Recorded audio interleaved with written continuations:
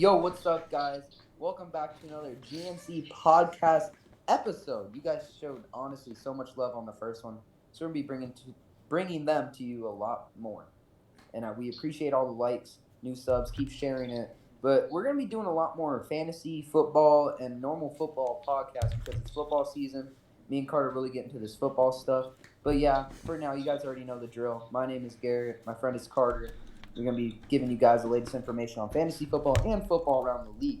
So let's get right into the first topic. Today we had a Thursday night football game, the Broncos versus the New York Jets. And it was a big game for New the Jets Jersey. coach, and they could not win it. So, Um, Carter, I mean, you're the Broncos fan. How do you feel after the one? After the uh, dub? Broncos are struggling at the QB position, but a great game from Melvin Gordon. Also, a good fantasy trade deal if you need a running back, flex guy. He's been doing good for the last 2 weeks. 2 TDs Yeah. this game, 100 rushing yards. But with Lindsey coming back, he could be at risk for split Yes, and carries. that's been the big issue. In deep leagues, like I'm talking like 12 or more, I feel like it could definitely be very high value to start Gordon as a potential flex position. Otherwise, I don't consider Gordon with Lindsey playing to be as much as a factor as he is now. Yeah, because he gets 23 carries this game. And the last game he got 8 carries. So against a hard team in Tampa, he only got 8 carries, which is kind of unusual. Also with a Yes. bad quarterback. Mm-hmm. But let's say he gets 23 every game with Lindsey coming back, he probably gets 11. So Yeah, you and what's cut, scaring me is his lack of production in the passing game. yeah. If you look at his receiving numbers, he gets 2-ish catches a game, 3 catches And a that's game, just, which you is need more. which if he increases that, he'd be big value for PPR leagues. Yes, yes. Yeah. And another thing, New York Jets, Jamison Crowder, obviously coming back from a hamstring injury. I mean, his first week of the season, he had 24 fantasy points. This week, 7 catches, 104 yards. I started him in a lot of my leagues, so I'm pretty proud of him. 17.4 points total.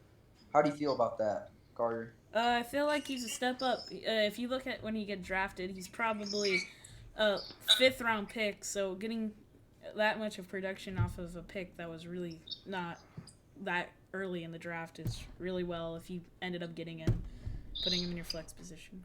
Yeah, and obviously you can tell him and obviously Darnold have a lot of connection and chemistry between those two. A Yeah. lot of deep balls. And then Jerry Judy for Denver. I started him in one league. 2 catches, 61 yards, and a TD. Obviously, if you erase that big touchdown catch, he pretty much did nothing. Is that a little scary to you or worrying for fantasy? Well, Broncos coming in with practice squad quarterback Brett Ripon is very Yeah. scary. Drew Lock has said that he'll be returning within Chiefs game, which is pretty nice. But also knowing that Blake Bortles will probably start next week is Yeah. pretty relieving, knowing that we're having a long week going to New England. But All right. I want to change the subject here for a second to Yes. quarterback Deshaun Watson. Sean Watson. A He's very struggling.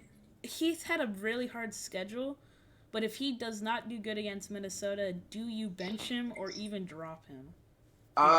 In my opinion, look, he got paid $39 million this year, and the production he's been putting up has not been worth it. He's also And decreased in rushing attempts every game.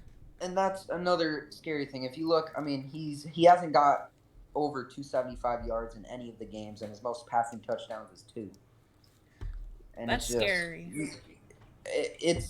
you got to be And he's more had an productive. interception in every single matchup he's played in. And no offense, if I'm in a PPR league and you can go and pick up someone like Joseph Burrow against if you can Dolphins, pick up Joe Burrow, he throws a lot. I think he's better. even If you Cam can Newton. somehow Newton is I feel like he's taken up a lot now. If Rodgers is still somehow there, even Fitzpatrick could be a interesting If you're in a player. 10-team league, or not a 12 but 10 and lower, he probably is on someone's bench. So you got to think Yeah, you could do a quick trade for him if you're struggling at the QB quarterback wise. position. And people might value Watson high. You might be able to get a trade for Watson. Maybe get like a low end, not as talented player. Maybe like you can maybe get like an AJ Green, who I actually think AJ Green is going to start getting his rhythm. Obviously, with AJ Green, his targets isn't the worry. He's averaging like over 8 targets a game, but not getting a lot of catches, which is a little worrying. But I don't think it's time to panic on him. If you have AJ Green, don't trade him. Go get him because he's going to start having some good weeks. Also, with the amount of injuries this year, you've seen like first round picks like Christian McCaffrey, Saquon Barkley, and Mike Thomas. Yes. Especially the two running backs I mentioned, they're on IR. McCaffrey's going to return, but if you drafted Saquon, you're in a pretty big hole here. You should have, and if he's still in your waiver, like Robinson, you should have picked him from the Jaguars. It's scary for you because you wasted a first round. Yeah, even Gaskin from the Dolphins. And if you have McCaffrey, you should have went for Mike Davis as well for a good backup.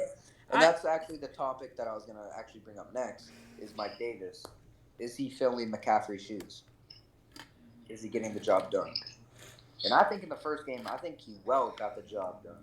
13 attempts, 46 yards, receiving 8 catches, 45 yards, and a touchdown. If you have McCaffrey and you still have him on your roster and you're not getting really that great trades from him, I don't think you trade him here, though, because the Panthers are very reliant on their running backs. You could sell it by Mike Davis getting that many points as a backup running back.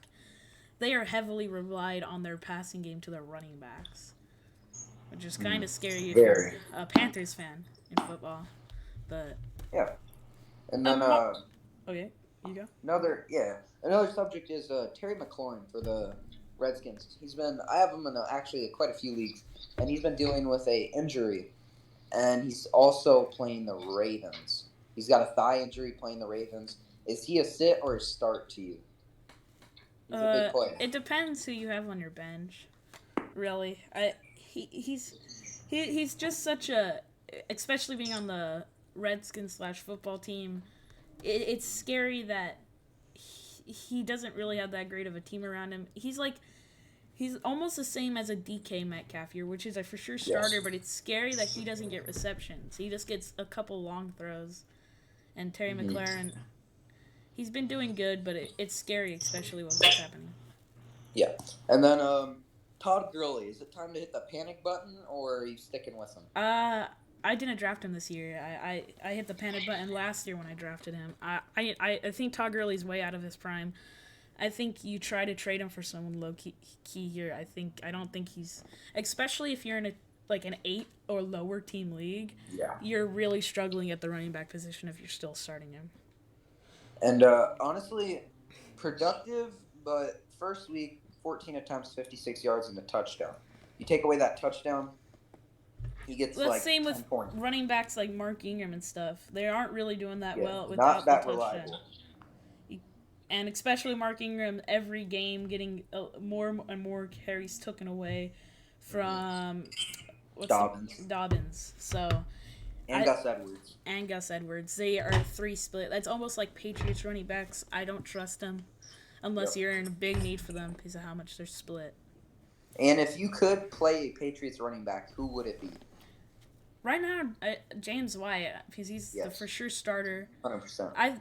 If you picked up Rex Burkhead and you didn't start him last week, just drop him because if you can't ride the bench with Rex Burkhead, I don't believe in him. I feel like he only had a really good game because he didn't really have any competitors at the position. 100%. Obviously, our first COVID case.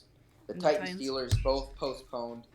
How can that affect a lot of leagues? I mean, obviously, main players for those teams: Derrick Henry, Juju Smith-Schuster. Steelers defense. Yes, I mean that's going to affect a lot of people. It's scary. Yeah. Especially if you're in a 12-team league with Derrick Henry, and Juju. You know, if you double down on those guys, you gotta start picking up people like let's say you gotta start picking up people like Robinson. Yep. Even people for say what's the guy's name? I'm thinking. I mean, just really anyone. I mean, Gaskin. Yeah, Gaskin, that's his name. You got to start picking up. What can we think here about? Also, my question: Austin Eckler splitting carries with Kelly and not really having an explosive week until last week. Their new running back Joshua Kelly. I'm not worried about Eckler. I've seen consistency. First week, 19 attempts, 84 yards. Yeah, he only had 9 points total. But you also got to think, he didn't have a touchdown, which is Let's still look. very impressive. When in the first 2 weeks, Kelly had a combined 35 rushing attempts. In this last game against Carolina, he had 8 attempts. So I feel like if Austin Eckler gets up to a good start, you'll see less and less carries from Joshua Kelly if he starts good in the first quarter. If not, And here's an example. he'll lose up on that. Yeah. Here's He's an also example. a good receiving running back. Okay, your example. And then against Carolina, Eckler, 12 rushes, 59 yards and a touchdown, receiving wise. 11 receptions for 84 yards. Holy buckets. What the heck? Talk about a week. Yeah. I mean, 11 catches for a running back. Also, Of Nick Eckler's level. Chubb with 24 points. Yeah. But is it? Chubb's huge. I feel like the Browns are very reliant on their running backs, knowing that Chubb's getting points and Kareem Hunt are both And I'm telling pretty you, good Chubb, points. Kareem Hunt's iffy going into the week. Yeah. Chubb's going to have another huge week. Chubb is a must another start no matter what league you're in. If you're in a 12-person league, you got to think about, also if you have someone like Juju, you got to think about if you picked up Robbie Anderson, do you start him? Yes. He had a pretty, not so great week last week, but other than last week, he's had a really good season. Yeah.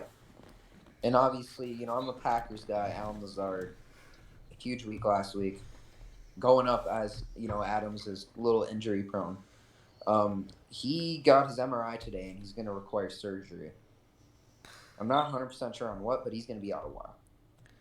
Now, with this iffy area, who do you start when you have Amari Cooper and Jonathan Taylor for your flex positions here?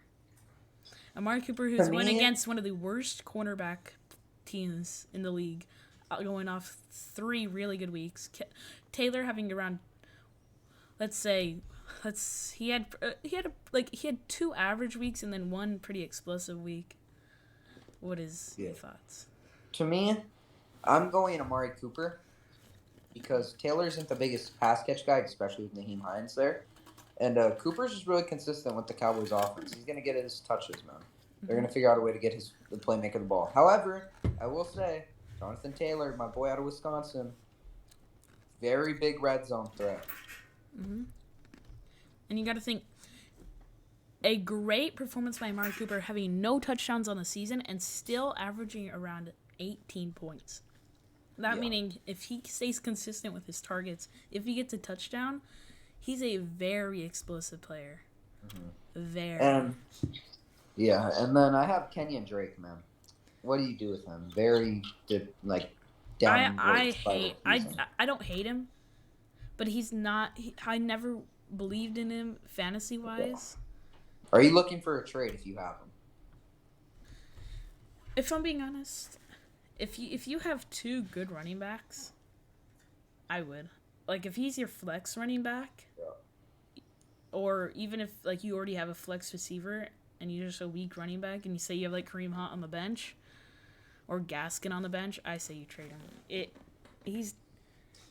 If you could get one good like tight end out of him or something like a Higbee for a team that doesn't have a good, like say if you had someone in your league with a really bad running back, you trade Kenyon Drake maybe for like a Mark Andrews. Like Robbie Anderson. Because if you think about it, and if you don't have a good tight end, Mark Andrews, I don't think he's going to stay like this for the rest of the season.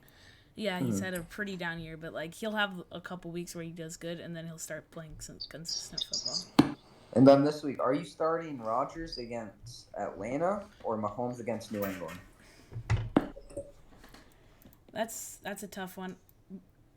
With Mahomes coming off the best week in fantasy quarterback this year, and Aaron Rodgers, the most consistent fantasy besides Russell Wilson probably right now. Yeah. It depends. It really depends. I think it's just your that. gut. You just have to choose your gut. If Devontae Adams does not play, it is 100% Patrick Mahomes. Yeah. But if he does play, it is just your gut. Really, it's your gut feeling. Yep. I think you go Mahomes. However, if Adams is feeling 100%, And I'm a big Packers fan, and if you guys don't know me very well, Devontae Adams, my favorite player of all time. No one even close. I love that dude. And he said he will not play unless he is feeling 100%. Obviously, with his hamstring limited at Thursday's practice. A little worrying, but with Lazard out, I think he almost has to try to get healthy for Monday. Okay, what do you do if in the first or second round, which, by the way, this is a really dumb move next year, please don't do this, you drafted Lamar Jackson. Ooh. What is your... You are scary, Brady. Like, you are panicking hard.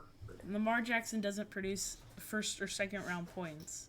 No. At all. And I know some people are picking him as your first pick over McCaffrey. Yeah. For next draft seasons, or even if you're still doing drafts, because I'm pretty sure you can do them up until week 5. Yep. Do not. Yeah, I'm definitely going running back. So. You have to go running back first round. Next year, I say you draft someone like Russell Wilson or Dak Prescott or Josh Allen, like the low key quarterbacks that can sneak into like the 7th round. And I pick Josh Allen in a lot of my leagues. Yeah, I'm big. You know me. Let's talk about Josh Allen. Amazing. What is there to talk about besides greatness, man? It could be the most improved player of the year. Easily. He's bringing a lot to that Bills team. Yes. For sure. Tyreek Hill also is kind of a confusing guy. He's had a touchdown every game, but if you subtract that touchdown, he's one of the, let's say, low-end receivers. Yeah. But again, that's the thing about fantasy, though, is the touchdowns. But, I mean, there's not too much to worry about because if he's getting touchdowns, he's a big red zone target. And, they want to get him the ball. What do you do if your wide receiver 1 is Chris Godwin right now? Your wide receiver 1? Or 2. First of all, you should have took a better receiver. And if not, they probably were the people that took Travis Kelce in, like, the second round, Like yeah. I'm just saying it right now, guys. Yeah. You guys, if you have Godwin expecting your lineup, you should have someone decent off the bench, whether it's Robbie Anderson, Tyler Boyd, yeah, someone among that caliber that can fill that position. And if you don't, you got to go and find someone. So if you got stacked running backs, you're gonna have to sacrifice a running back. If you have someone in the waiver wire that has trade value, you got to try to pick them up and trade, guys. You got to get someone to fill Godwin because he's very injury prone this season. Good things. Good news. Let's talk about the Chargers for 1 second. Good news. Since Tyrod Taylor's doctor about killed him, we've had Justin Herbert, who has targeted Keenan Allen and earlier we talked about Austin Eckler a lot. Keenan Allen coming off one of his best fantasy weeks. He looking like he's getting lots of targets. 30 points in PPR last week. 16 points when Herbert played last week. 13 receptions against Carolina. That is a pretty good week to come off against. It is. And if I'm being honest, Herbert, he's not putting up the greatest fantasy points, but he's thrown for over 300 yards in both games, which is very promising. Yes. And if you have a Chargers receiver, let's say Keenan Allen, which is the only one that you really should start, you should be pretty happy at him at your flex or wide receiver too. Yep. Especially if you have like a Juju who is out. Okay. Good point. And I just want to go back really quick because Adams is my guy. What is the effect if the Packers don't have Adams? Well, you're probably second round or really early third round pick isn't playing, which is scary. Who do the Packers go against this week? The Atlanta Falcons, which is the worst secondary defense in the NFL. But I think if they don't start and you have a good backup quarterback, if Adams doesn't play, it's very scary starting Aaron Rodgers. It is, but the guy that's going to have a huge game, make sure if you can finesse a trade, if you got him, you got to play him, focus up. Aaron Jones is going to have a big week this week. Especially if Adams does not play, they'll run the ball. He's going to run the ball, catch the ball. I think he's going to have a 40-point week this week. He's projected 20 points already. So that means he's very promising right now. Yep. Also, Tyler Lockett, who's had an explosive season so far. Yeah. He's getting around 10 receptions a game. You got to be pretty happy if you have Tyler Lockett right now sneaking him in. Oh, yeah. In one of those rounds. Who's had more than 7 receptions in every game. And at minimum had 67 receiving yards and a touchdown at its minimum, which is phenomenal. Very good. And yeah, those Seahawks receivers have done very excellent this season and getting open in separation and burning people deep and getting DK it's just Metcalf they've even been very good. caught a Hail Mary against Stephon Gilmore, which Yeah, and which if you go back and look at that pass, Gilmore was off by a step yeah. and it almost hit his hand. You take away that one play, people were like, "Oh, Gilmore got burned. He's wearing out." It was one step, barely missed his hand. You take away that one play, Metcalf goes from like 5 catches to 100 yards and a touchdown to like 4 catches, 20 yards. Okay. I mean, big difference. We got to think here. People who were in tight end trouble say they were. You're not very smart if you did this, but drafting Rob Gronkowski. What do you think of that guy right now? He's not getting more targets than even OJ Howard. No, you got to drop Rob Gronkowski, and if you do have him, drop him immediately. And I'm telling you guys may call me a little crazy. He's not even. He doesn't have any muscle too. Jimmy Graham for the Bears. Trust me, Foles likes the big guys. He's going to get you your red zone touchdowns. I'm calling it right now. Nick Foles, the Jimmy Graham is going to be a thing. You guys get on the ride right now. And if you can't, go out, get someone. I would say, God, who's another great tight end? That's OJ Howard, Mo Alley Cox for the Colts. Talk about most improved player. I mean, week 2, 5 catches, 111 yards. Week 3, 3 catches, 50 yards, and a touchdown. I mean, Mo Alley Cox has had a huge week, huge couple weeks. So he's definitely up there on my waiver list. Mm-hmm. So the biggest problem for fantasy people right now, like we brought up earlier, is the problem with Saquon Barkley. If you did not have a good running back too, you are in very big trouble right now. And if you don't have good receivers to fill your flexing, you have to play this waiver wire so carefully. Yeah. And going into the year, I think I only took Barkley in one league, and that was my 14 league. And it's because he is injury prone. He doesn't have a big offensive line to carry him through games and get him the holes he needs to. Look at the Steelers game. I don't think he ever got ahead of the scrimmage. He got tackled behind the scrimmage every single play. No, he had one play, and then other than that, he lost yards, which is. Yep. But if you think about it, he does not have an Ezekiel Elliott offensive line. No. Where he has the Dallas Cowboys top 10 offensive line like almost every year, pushing him forward. Also, let's talk about, you got this guy probably early 3rd round in some leagues. In some leagues, depending on how much players you have, some leagues 1st round even. DeAndre Hopkins having a great seasons, getting so many targets. Ankle injury though. Yeah, you have him with an ankle injury right here. However, yes, he's not practicing. Yes, it's a little scary. I do think he will be ready for the game. Yeah. I wouldn't panic too hard, but it's Hopkins. He doesn't need to practice. He's still, he can still go in, but if he doesn't, play it safe. I'm telling you guys right now, be smart about this. Don't panic. Just go up, get someone just go and get someone mediocre, man. I like Justin Jefferson from Minnesota. I like Greg Ward from Philly. One of those guys, and I think you'll be good. Let's talk about people who are in like a 6 or 8 team league. They drafted a lot of depth. Michael Thomas and Saquon, and they're 0-3. That's where you went wrong. They are in a hole right now. And this week, I think Thomas might be coming back. Like I said earlier, James Robinson is probably the best waiver wire pickup this year as of right now.